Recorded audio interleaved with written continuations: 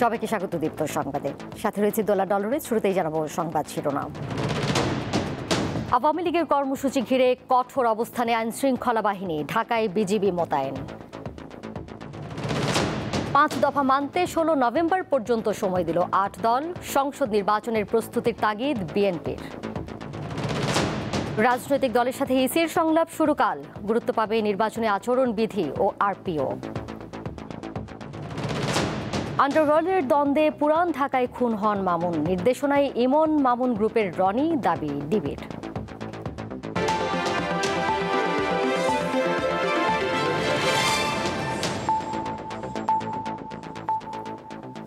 আওয়ামী লীগের কর্মসূচি ও দেশ জুড়ে হঠাৎ জ্বালাও পোড়াও ঘিরে কঠোর অবস্থান নিয়েছে আইনশৃঙ্খলা রক্ষাকারী বাহিনী।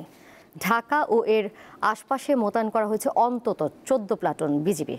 পুলিশ বলছে যে কোনো ধরনের অপ্রীতিকর ঘটনা এড়াতে সর্বোচ্চ প্রস্তুতি নেওয়া হয়েছে। রাজধানীর কাকরাইল মসজিদ সংলগ্ন সড়কে এমনই সতর্ক অবস্থানে বর্ডার গার্ড বাংলাদেশ বিজিবির সদস্যরা। সন্দেহভাজন দেখলে প্রয়োজনে তল্লাশিও করছেন তারা। জুলাই আগস্টে সংগঠিত মানবতাবিরোধী অপরাধের মামলায় সাবেক প্রধানমন্ত্রী শেখ হাসিনা সহ 3 জনের রায় ঘোষণার তারিখ জানানো হবে বৃহস্পতিবার। দিনটি ঘিরে আওয়ামী লীগ ঢাকা লকডাউন কর্মসূচি ঘোষণা করেছে। পাশাপাশি ককটেল ফোটানো ও বাসে আগুন দেওয়ার ঘটনায় এই সতর্ক অবস্থানে আইনশৃঙ্খলা বাহিনী। উদ্ভূত পরিস্থিতিতে সাধারণ মানুষের মাঝে আতঙ্ক বিরাজ করছে। আমি বাংলাদেশের একজন সচেতন নাগরিক হিসাবে আমরা সত্যিই শঙ্কিত। এই আতঙ্কের মধ্যে আমরা রাস্তাঘাটে হাঁটলে ভয় করে। আমরা চাই এটা অবিলম্বে সরকার কঠোর হস্তে দমন করে। জ্বালাও পোড়া করলে বড় ধরনের শাস্তিমূলক ব্যবস্থা করা হোক। তবে জনগণকে আশ্বস্ত করছে পুলিশ। রাজধানীর গুরুত্বপূর্ণ স্থানে বসানো হয়েছে বাড়তি তল্লাশি চৌকি। দিন কিংবা রাতেও চলছে টহল।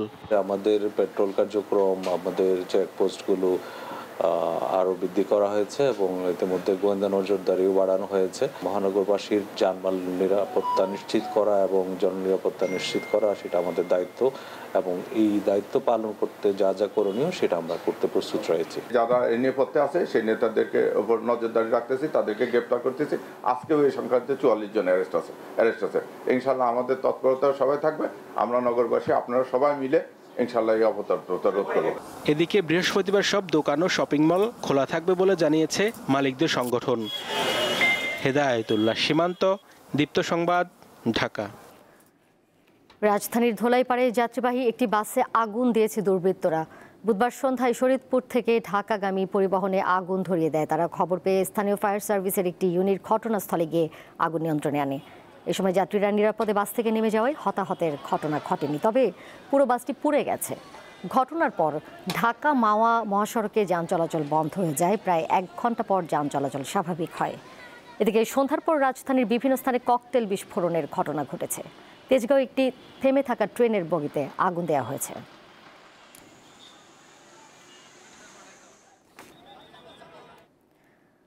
আওয়ামী লীগ ঘোষিত লকডাউনকে ঘিরে নাশকতা প্রতিরোধে ঢাকার প্রবেশ মুখ সাভারের আমিনবাজারে তল্লাশি চৌকি বসিয়েছে ঢাকা জেলা পুলিশ। এদিকে গাজীপুর মহানগরীর বাসন, কাশিমপুর ও শ্রীপুরে 3টি বাসে আগুন দিয়েছে দুর্বৃত্তরা। চট্টগ্রামে সাবেক মন্ত্রী নওফেলের বাসায় অভিযান চালিয়ে 7 জনকে আটক করেছে পুলিশ। বুধবার ভোরে সাভারের বাইপাইল আবদুল্লাপুর সড়কের সরকার মার্কেট এলাকায় দাঁড়িয়ে থাকা একটি বাসে আগুন দেয় দুর্বৃত্তরা। দুপুর থেকে রাজধানীর প্রবেশ পথ সাভারের আমিনবাজার এলাকায় ঢাকা আরিচা মহাসড়কে চেকপোস্ট বসিয়ে তল্লাশি কার্যক্রম চালানো হয়। এই সময় গণপরিবহন, ব্যক্তিগত গাড়ি সহ সব ধরনের যানবাহনে তল্লাশি চালায় আইনশৃঙ্খলা বাহিনীর সদস্যরা। লকডাউনের ডাক দিয়েছে, তারই অংশ হিসেবে আমাদের চেকপোস্ট চলমান থাকবে এবং আগামীকাল চেকপোস্ট চলবে। বিকাল থেকে তল্লাশি চৌকিতে অতিরিক্ত পুলিশ মোতায়েন করা হয়। শ্রীপুরের বেড়াইদের চালা এলাকায় বুধবার ভোর 5টার দিকে দাঁড়িয়ে থাকা একটি বাসে আগুন দিয়ে পালিয়ে যায় দুর্বৃত্তরা। শ্রীপুর ফায়ার সার্ভিসের কর্মীরা পৌঁছে আগুন নিয়ন্ত্রণে আনে। এর আগে ভোর 4টার দিকে ভোগড়া বাইপাস পেয়ারা বাগান এলাকায় ভিআইপি পরিবহনের একটি বাসে আগুন দেয় দুর্বৃত্তরা। এর আগে ঢাকা টাঙ্গাইল মহাসড়কের পাশে দাঁড়িয়ে থাকা ভিআইপি পরিবহনের বাসটিতে কয়েকজন অজ্ঞাত পরিচয় দুর্বৃত্ত পেট্রোল ঢেলে আগুন ধরিয়ে পালিয়ে যায়। এছাড়া গাজীপুর মহানগরীর কাশিমপুরের কালিয়াকৈর নবীনগর সড়কের চক্রবর্তী এলাকায় রাস্তার পাশে দাঁড়িয়ে থাকা আরেকটি বাসে অগ্নিসংযোগের ঘটনা ঘটে। চট্টগ্রাম নগরীর 2 নম্বর গেট এলাকায় সাবেক মেয়র মহিউদ্দিন চৌধুরী ও সাবেক শিক্ষামন্ত্রী নওফেলের বাসভবনে অভিযান পরিচালনা করে আইনশৃঙ্খলা রক্ষাকারী বাহিনী। এ সময় 7 জনকে আটক করা হয়। ফরিদপুরের ভাঙ্গা উপজেলার আজিমনগর ইউনিয়নের ব্রাহ্মণপাড়া গ্রামের একটি বাড়ি থেকে পেট্রোল বোমা তৈরির সময় 3 যুবককে আটক করেছে পুলিশ।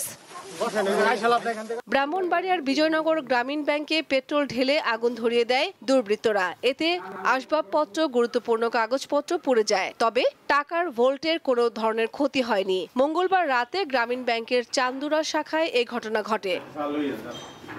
কামরুন নাহার, দীপ্ত, বার্তাকক্ষ।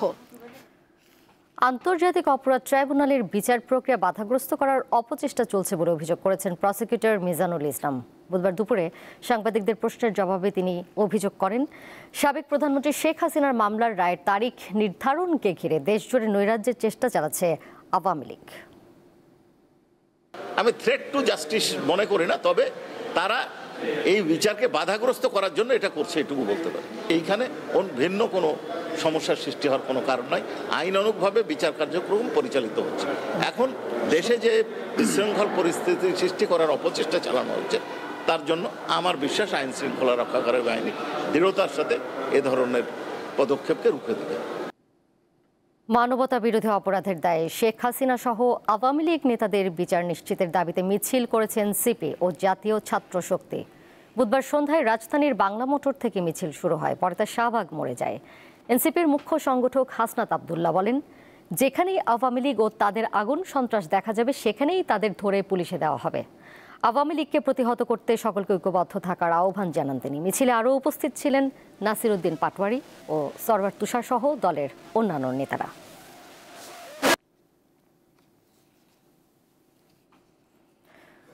অবিলম্বে ভারতীয় গণমাধ্যমে শেখ হাসিনার কথা বলার সুযোগ বন্ধ করতে ভারতকে অনুরোধ জানিয়েছে বাংলাদেশ। বুধবার ভারতীয় হাই কমিশনার পবন ভাদেকে পররাষ্ট্র মন্ত্রণালয় তলব করে সরকার। তাকে জানানো হয়, সাবেক প্রধানমন্ত্রী শেখ হাসিনাকে মূলধারার ভারতীয় গণমাধ্যমের সঙ্গে কথা বলার সুযোগ করে দেওয়াটা দুই দেশের সম্পর্কের জন্য মোটেই সহায়ক নয়। তাই অবিলম্বে ভারতীয় গণমাধ্যমে শেখ হাসিনার কথা বলার সুযোগ বন্ধ করতে ভারতকে অনুরোধ জানায় বাংলাদেশ।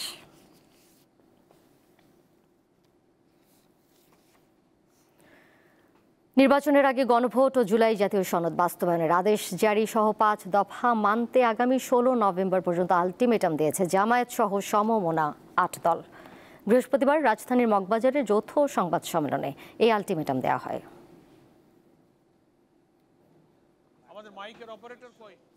গতকালকের শীর্ষ নেতৃবৃন্দের বৈঠকে সম্মিলিতই সিদ্ধান্ত যে আমরা এই দাবি আদায়ের জন্য মূল কর্মসূচি হচ্ছে প্রধান উপদেষ্টার কার্যালয় যমুনার সামনে অনির্দিষ্ট অবস্থান।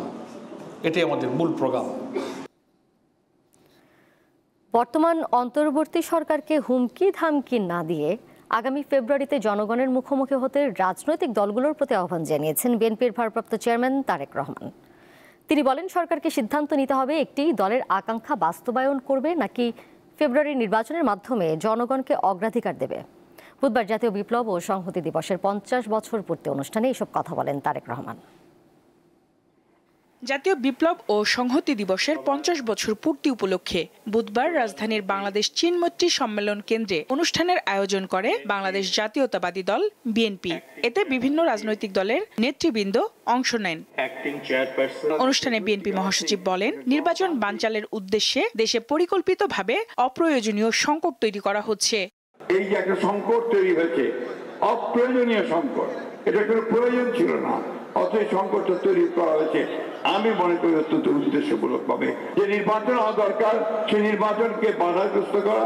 বিএনপির ভারপ্রাপ্ত চেয়ারম্যান লন্ডন থেকে ভার্চুয়ালি যুক্ত হয়ে বলেন, সরকারের দুর্বলতার সুযোগ নিয়ে কিছু রাজনৈতিক গোষ্ঠী জনগণের বিরুদ্ধে অবস্থান গ্রহণ করেছে। অন্তর্বর্তীকালীন সরকার দেশে আগামী ফেব্রুয়ারি মাসে জাতীয় নির্বাচন অনুষ্ঠানের সময় নির্ধারণ করেছে। এখন সরকারকেই সিদ্ধান্ত নিতে হবে তারা কি একটি রাজনৈতিক দলের আকাঙ্ক্ষা বাস্তবায়ন করবে নাকি দেশের গণতান্ত্রিক জনগণের কাছে জবাবদিহিমূলক একটি সরকার প্রতিষ্ঠার লক্ষ্যে ফেব্রুয়ারির জাতীয় নির্বাচনকে অগ্রাধিকার বা প্রায়োরিটি তারা দেবে। তিনি বলেন, দেশে এখন গণভোট নয়, প্রয়োজন কৃষক, শ্রমিক ও কর্মহীন মানুষের বাস্তব সমস্যার সমাধান। দু একটি রাজনৈতিক দলের আবদার মেটাতে গিয়ে কথিত গণভোট যদি করতে হয়, রাষ্ট্রকে আলু চাষিদের যে ৩,০০০ কোটি টাকা পরিমাণের গড়ছা, এই কথিত গণভোট করতে হলে রাষ্ট্রকে প্রায় সমপরিমাণের টাকা গচ্ছা দিতে হবে। এমন পরিস্থিতিতে লোকসানের মুখোমুখি এইসব আলু চাষিদের কাছে এই সময় গণভোটের চেয়ে মনে হয় আলুর ন্যায্য মূল্য পাওয়াটা অনেক বেশি গুরুত্বপূর্ণ। তারেক রহমান বলেন, ভবিষ্যতে আর কেউ যেন দেশকে তাবেদার রাষ্ট্রে পরিণত করতে না পারে, তার জন্য প্রয়োজন জাতীয় ঐক্য, দেশপ্রেম এবং জাতীয় ঐক্য। সঞ্জিদা প্লাবনী, দীপ্ত সংবাদ, ঢাকা। আগামীকাল জাতির উদ্দেশ্যে ভাষণ দেবেন প্রধান উপদেষ্টা ডক্টর মোহাম্মদ ইউনূস। প্রধান উপদেষ্টা প্রেস উইং জানিয়েছে, বৃহস্পতিবার দুপুরে প্রধান উপদেষ্টা এই ভাষণ দেবেন। বাংলাদেশ টেলিভিশন, বিটিভি নিউজ ও বিটিভি ওয়ার্ল্ড ভাষণটি সরাসরি সম্প্রচার করবে। প্রধান উপদেষ্টা তার ভাষণে জুলাই জাতীয় সনদ বা সংস্কার প্রস্তাব বাস্তবায়নের বিষয়ে সিদ্ধান্ত জানাতে পারেন বলে ধারণা করা হচ্ছে। এর আগে জুলাই গণ অভ্যুত্থান দিবস উপলক্ষে গত 5 আগস্ট জাতির উদ্দেশ্যে ভাষণ দেন ডক্টর মোহাম্মদ ইউনূস। সেদিন আগামী ফেব্রুয়ারিতে রোজার আগেই ত্রয়োদশ জাতীয় সংসদ নির্বাচন আয়োজনের ঘোষণা দেন তিনি।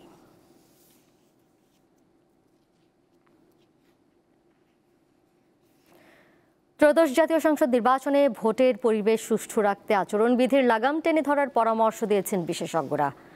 প্রাক নির্বাচনকালেও বিধিমালায় অন্তর্ভুক্ত করে নজরদারিতে আনার পরামর্শ তাদের। এদিকে কাল থেকে রাজনৈতিক দলগুলোর সাথে সংলাপ শুরু করবে ইসি। এতে গুরুত্ব পাবে আরপিও এবং নির্বাচনী আচরণবিধি।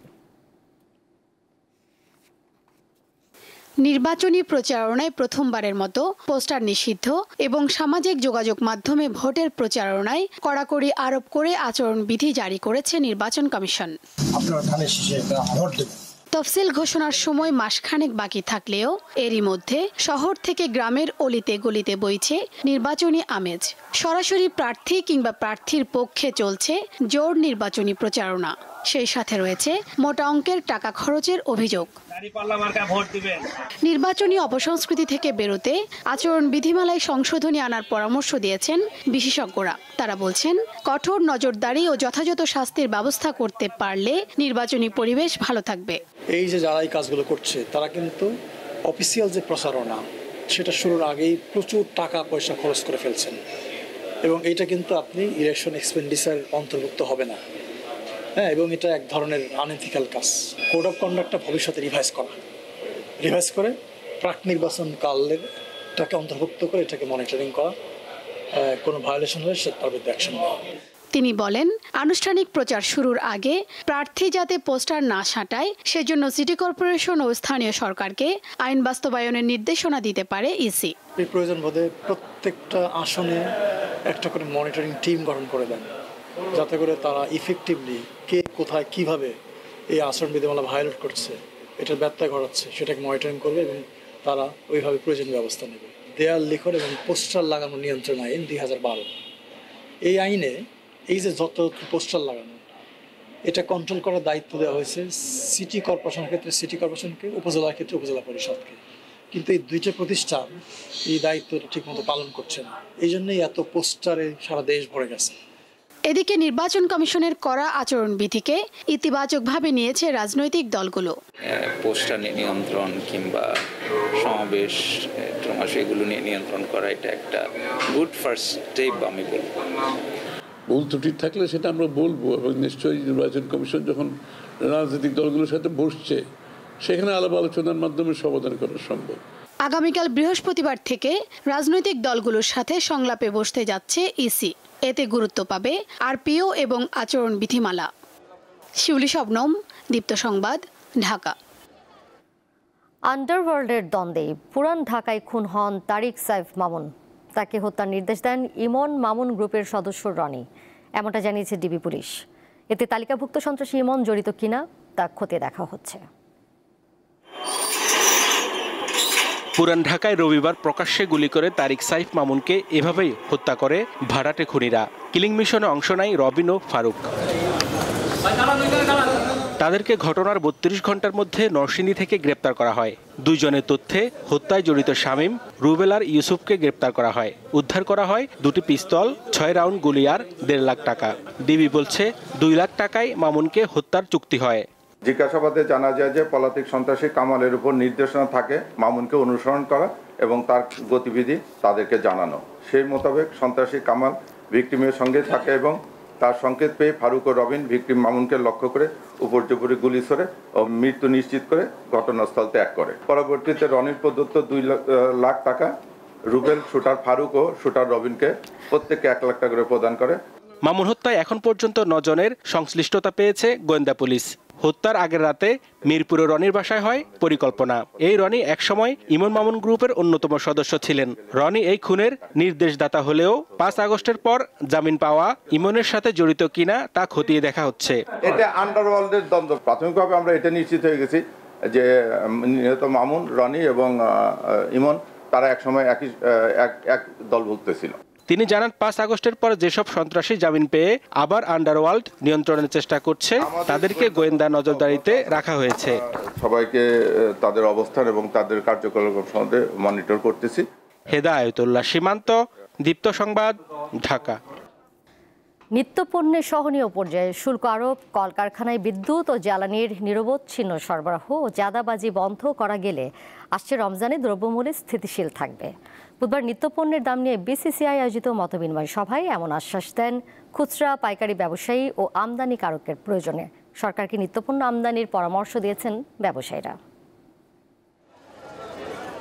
রমজান এলেই প্রতিবার অস্থিতিশীল হয়ে ওঠে তেল, চিনি, ছোলা, খেজুর ও ফলমূল সহ নিত্যপণ্যের বাজার। আসছে রমজানে এমন অস্বস্তিকর পরিস্থিতি দেখতে চান না ব্যবসায়ীরা। বুধবার রাজধানীর মতিঝিলে Federation of Bangladesh Chambers of Commerce and Industries FBCCI আয়োজিত মতবিনিময় সভায় একথা জানান তারা। 3 কোটি টাকা খরচ হয় পরিচালন, তারা হয়তো অর্ধেক লস করবে। ব্যবসায়ীরা বলেন বাজারে পণ্যমূল্য সহনীয় রাখতে চাঁদাবাজি বন্ধে সরকারকে কঠোর পদক্ষেপ নিতে হবে। নির্ভয়ে ব্যবসা করার সুযোগ চান তারা। আমাদের বাজার ব্যবস্থা উন্নতি করা, মামলা বাণিজ্য থেকে ব্যবসায়ীদেরকে মুক্ত করা, বাজার মনিটরিং করা। আমাদেরকে এত দিতে হবে, নাহলে ব্যবসা করতে পারবেন না, এই করতে পারবেন না। এই চাঁদাবাজদের বিরুদ্ধে আমি এখনো বলি চাঁদাবাজ চাঁদাবাজ চাঁদাবাজ, হুঁশিয়ার হুঁশিয়ার হুঁশিয়ার। শুল্ক বিষয়ক জটিলতা নিরসন এবং সরকারি উদ্যোগেও আমদানির পরামর্শ দেন বাজারজাতকারক ও আমদানিকারকরা। পাশাপাশি পণ্য উৎপাদনে শিল্পে নিরবিচ্ছিন্ন জ্বালানি সরবরাহের দাবি জানান তারা। এলসির প্রবলেম যদি কারো থাকে, কারো বিদ্যুতের প্রবলেম থাকে, মেশিনারিজ প্রবলেম থাকে, রমজানের আগের জন্য এগুলিকে আপনার সচল করা হয় যাতে এই রমজানে ভোক্তাদের কোনো কষ্ট না হয়। ইন্টারন্যাশনাল বাজার $500 বাজার আছে, এই মাল যদি তারা আনে আমাদেরকে ঠিক মতো সাপ্লাই দেয় তাহলে রমজানে ভোক্তারা কম দামে খাবে। FBCCI এর পক্ষ থেকে জানানো হয় ব্যবসায়ীদের সমস্যা নিয়ে বাংলাদেশ ব্যাংক ও রাজস্ব বোর্ডের সাথে আলোচনা করা হবে। ট্যারিফের যৌক্তিকীকরণ একটি অব্যাহত প্রক্রিয়া এবং গত কয়েক বছর ধরেই, বিশেষ করে গত 2 বছরে জাতীয় রাজস্ব বোর্ড এই বিষয়ে দৃশ্যমান পদক্ষেপ নিয়েছে। যার যার অংশে করণীয় তারা যাতে আশু ব্যবস্থা নেয়। রমজানের আগে নির্বাচনের কথা বিবেচনায় নিয়ে নিত্যপণ্যের দাম স্বাভাবিক রাখতে এবার আগে থেকেই উদ্যোগ নিয়েছে সরকার। বাজার সমিতিকে অনুরোধ করব আমরা এই বিষয়ে সজাগ থাকব। শাহরিয়ার ইমন, দীপ্ত সংবাদ, ঢাকা। চাহিদার প্রায় 97% ওষুধ দেশে উৎপাদন হলেও এর কাঁচামাল এখনও আমদানি নির্ভর। ফলে ডলারের দামের ওঠানামা সহ বিভিন্ন কারণে ঝুঁকিতে পড়ে এই শিল্প। উন্নয়নশীল দেশে উন্নীত হলে আগামী বছর থেকে আরও ঝুঁকি বাড়বে। এই অবস্থায় মুন্সিগঞ্জের গজারিয়ায় গড়ে ওঠা এপিআই পার্ককে পূর্ণভাবে চালু করার তাগিদ দিয়েছেন সংশ্লিষ্টরা। বুধবার রাজধানীতে এক অনুষ্ঠানে এসব কথা বলেন তারা। বুধবার সকালে বাংলাদেশ মেডিকেল বিশ্ববিদ্যালয়ের সুপার স্পেশালাইজ হাসপাতালে এপিআই শিল্পের উন্নয়নে নীতি ও বাস্তবায়ন কৌশল নিয়ে এক আলোচনা সভার আয়োজন করে alliance for health reform Bangladesh. এতে এই শিল্পের সাথে জড়িত বিভিন্ন ব্যক্তিরা অংশ নেন। মূল প্রবন্ধে স্বাস্থ্য অর্থনীতি ইনস্টিটিউটের অধ্যাপক ও হেলথ রিফর্ম বাংলাদেশের আহ্বায়ক সৈয়দ আব্দুল হামিদ জানান, স্থানীয়ভাবে ওষুধের কাঁচামাল তৈরি করা হলে উৎপাদন বাড়ার পাশাপাশি ওষুধের দামও মানুষের হাতের নাগালে থাকবে। আমাদের এপিআই যেটা তৈরি হবে সেটা তো আমাদের লোকাল মার্কেটের যারা ফার্মাসিউটিক্যাল ইন্ডাস্ট্রি আছে তারা সেটাকে সেইটাকে কনজিউম করবে। তাহলে সেই জায়গাগুলোতে আমাদের এক্সপোর্ট কম্পিটিটর যারা আছে, চায়না এবং ইন্ডিয়া যারা এপিআই শিল্পে অনেকটা এগিয়ে আছে এবং যেখান থেকে আমরা সাধারণত এপিআইগুলো ইম্পোর্ট করে থাকি, তাদের সাথে কম্পিটিশন করার সুযোগ আমাদের কতটুকু আছে। আলোচনায় বক্তারা জানান, অনেক উদ্যোক্তা অ্যাক্টিভ ফার্মাসিউটিক্যালস ইনগ্রেডিয়েন্টস এপিআই পার্কে বিনিয়োগ করলেও এখনও বিদ্যুৎ, গ্যাসের সংযোগ সহ বিভিন্ন বিষয়ে অসুবিধা আছে প্রশাসনিক জটিলতাও। মনে রাখবেন একটা জিনিস, ঔষধ শিল্প এবং এপিআই শিল্প পলিসি সাপোর্ট ছাড়া কোনো দিন উঠতে পারবে না। আজকে যা এসছে বাংলাদেশের ঔষধ শিল্প due to the policy support for Bangladesh government and Bangladesh. API শিল্পের এর জন্য আমরা এখন সবচেয়ে বড় দুটি বাধা আমরা সম্মুখীন হয়েছি। একটা হলো প্রাইমারি এনার্জি, যেটার অল্টারনেটিভ সোর্স আমরা সরকারকে বলেছি যে আমরা এটা ভাবে করতে পারি, সরকার এটা বিবেচনাধীন রয়েছে। আরেকটি এর চাইতেও বড় বাধা যে আমরা সলভেন্ট ইন্টারমিডিয়েটস আনতে গেলে নার্কোটিক্সের পারমিশন নিতে হয়। উদ্যোক্তাদের উৎসাহিত করতে এই শিল্পে পুনরায় অর্থ বরাদ্দ, আর্থিক সহায়তা স্কিম বাস্তবায়নের পদক্ষেপ নেওয়া, জরুরি বিদ্যুৎ সরবরাহ এবং স্থায়ী উন্নয়ন কমিটি গঠনের প্রস্তাব করেন তারা। লাবণী গুহ, দীপ্ত সংবাদ, ঢাকা। সুপ্রিম কোর্টের হাইকোর্ট বিভাগে স্থায়ী বিচারপতি হিসেবে 21 জন শপথ নিয়েছেন। বুধবার দুপুরে সুপ্রিম কোর্টের জাজেস লাউঞ্জে প্রধান বিচারপতি ডক্টর সৈয়দ রেফাত আহমেদ তাদের শপথ বাক্য পাঠ করান। শপথ অনুষ্ঠান পরিচালনা করেন সুপ্রিম কোর্টের রেজিস্ট্রার জেনারেল মোহাম্মদ হাবিবুর রহমান সিদ্দিকী। অনুষ্ঠানে আপিল ও হাইকোর্ট বিভাগের বিচারপতি, attorney general Mohammad Asaduzzaman, supreme court আইনজীবী সমিতির সভাপতি সহ অতিথিরা উপস্থিত ছিলেন। বিচারপতি সৈয়দ এনায়েত হোসেন চিকিৎসাধীন থাকায় তিনি শপথ নিতে পারেননি। আন্তর্জাতিক প্রসঙ্গ। ব্রাজিলে অনুষ্ঠিত জাতিসংঘের জলবায়ু সম্মেলনের ভেন্যুর বাইরে বিক্ষোভকারীদের সঙ্গে নিরাপত্তা কর্মীদের সংঘর্ষের ঘটনা ঘটেছে। এতে জাতিসংঘের 2 নিরাপত্তা সদস্য আহত হয়েছেন। মঙ্গলবার একটি সম্মেলন শেষে প্রতিনিধি ও অংশগ্রহণকারীরা বেরিয়ে যাওয়ার সময় এই সংঘর্ষ শুরু হয়। আদিবাসী প্রতিনিধি ও তরুণ কর্মীদের নিয়ে গঠিত একদল বিক্ষোভকারী ভেন্যুর প্রধান ফটকে নিরাপত্তা বেষ্টনী অতিক্রমের চেষ্টা করলে নিরাপত্তা সদস্যরা তাদের প্রতিহত করেন। এ সময় উভয় পক্ষ সংঘর্ষে জড়িয়ে পড়ে। এদিকে জলবায়ু সম্মেলনের দ্বিতীয় দিনে খারাপ আবহাওয়া এবং জলবায়ুর কারণে সৃষ্টি হওয়া চরম পরিস্থিতিতে টিকে থাকতে ঝুঁকিপূর্ণ দেশগুলোকে কিভাবে সহায়তা করা যায় তা নিয়ে আলোচনা হয়েছে। খেলার খবর। প্রীতি ম্যাচে কাল রাত 8টায় ঢাকায় জাতীয় স্টেডিয়ামে নেপালের মুখোমুখি হবে বাংলাদেশ। বুধবার ম্যাচ পূর্ব সংবাদ সম্মেলনে অতিথিদেরই শক্তিশালী মানছেন স্বাগতিক অধিনায়ক জামাল ভুঁইয়া। আর হামজা সমিতদের বিপক্ষে খেলাকে সুযোগ মনে করছেন নেপালের অধিনায়ক। নেপালের সাথে গত 25 বারের লড়াইয়ে বাংলাদেশের জয় 13টি, সব শেষটা 5 বছর আগে ঘরের মাঠে। ক্যালেন্ডারের পাতায় সেবারও ছিল 13 নভেম্বর। 2020 সালে সেই দলটার সাথে বর্তমান দলটার শক্তিমত্তার ব্যবধান অনেক, তবে কঠিন সময় পার করতে থাকা স্বাগতিক দলের অধিনায়কের কাছে শক্তিশালী অতিথিরাই। ভালো নলেজ আছে, বাট আমরা আন্ডার এস্টিমেট করি না। আমরা জানি নেপাল স্ট্রং টিম আর ডিফিকাল্ট টিম, বাট অফকোর্স ওরা এইখানে খেলতেছে, সো এটা আমার জন্য অ্যাডভান্টেজ। বাংলাদেশের ঘরোয়া ফুটবলে 5টি ক্লাবে খেলছেন নেপালের 8 জন ফুটবলার, তাই জাতীয় দলে খেলা বেশিরভাগ ফুটবলার সম্পর্কে ধারণা রয়েছে তাদের। তবে লাল সবুজ জার্সিতে হামজা সমিত থাকায় ভিন্নভাবে ভাবতে হচ্ছে তাদের। বাংলাদেশ দল সম্পর্কে আমাদের একটা ধারণা আছে, তবে দলে হামজা, সমিত, সোমরা যোগ দেয়ায় একটু ভিন্নভাবে চিন্তা করতে হচ্ছে। এর আগে তাদের বিপক্ষে আমরা খেলি নাই, তাই ম্যাচটা অন্য যে কোনো বারের চেয়ে আলাদা হবে।